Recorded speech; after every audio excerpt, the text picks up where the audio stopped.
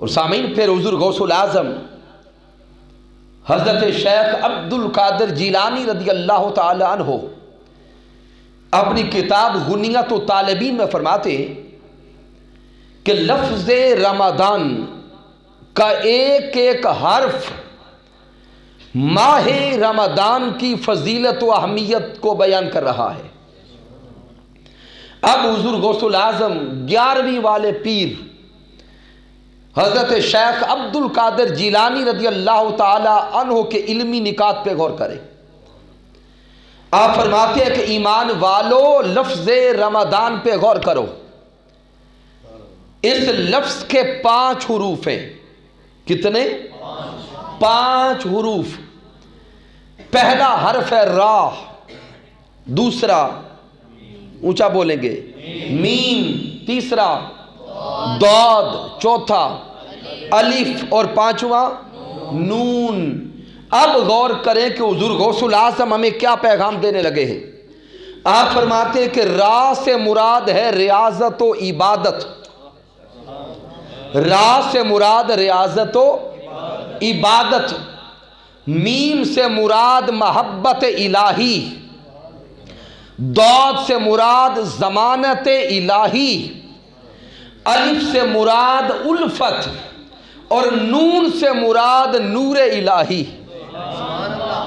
اب ان کا تسلسل سمجھیے گا۔ حضور غوث العظم نے فرمایا کہ ماہ رمضان یہ ریاضت و عبادت کا مہینہ ہے کہ جو ہی ماہ رمضان کا چاند نظر آئے بندے اپنی ریاضت و عبادت میں اضافہ کر دے۔ ادھر رمضان کا چاند نظر آئے، ادھر تیری بندگی میں اضافہ نظر آئے، رمضان میں اپنے نوافل بھی بڑھا دے، راتوں کا قیام بھی بڑھا دے، تلاوت قرآن بھی بڑھا دے، درود و سلام بھی بڑھا دے۔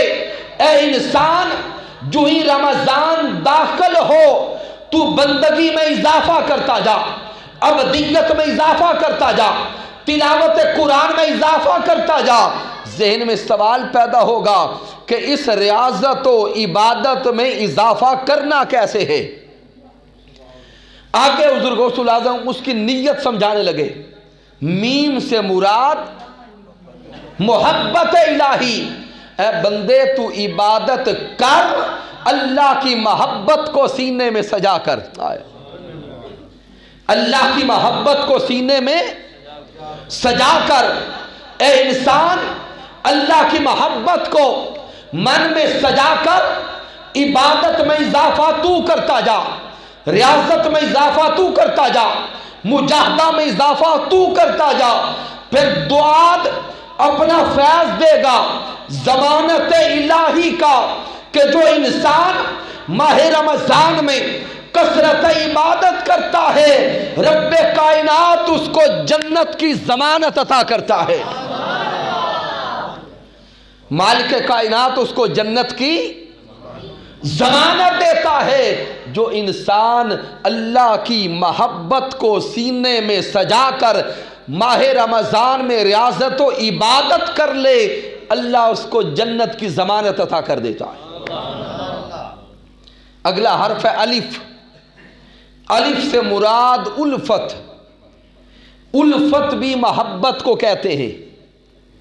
میم سے مراد بھی محبت اور الف سے مراد بھی محبت۔ اب ذہن میں سوال پیدا ہوگا، لفظ ایک ہے، محبت 2 بار کیوں آئی؟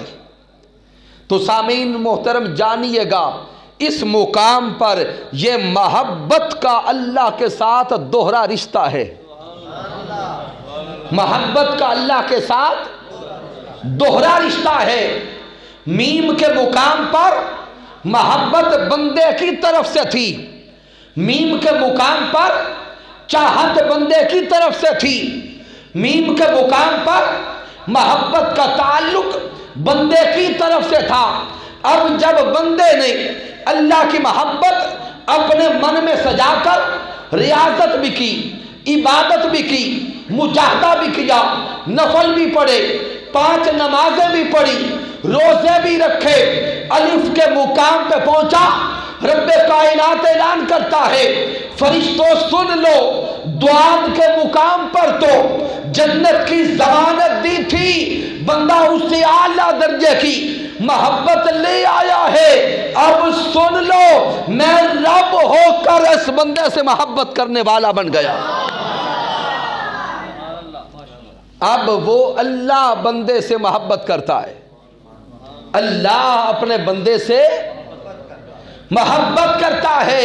اب سامعین محترم، اللہ کا اور بندے کا دوہرا رشتہ بن گیا، اللہ کا اور بندے کا دوہرا رشتہ قائم ہو گیا۔ میم کے مقام پر منتظر بندہ تھا، منتظر مولا تھا۔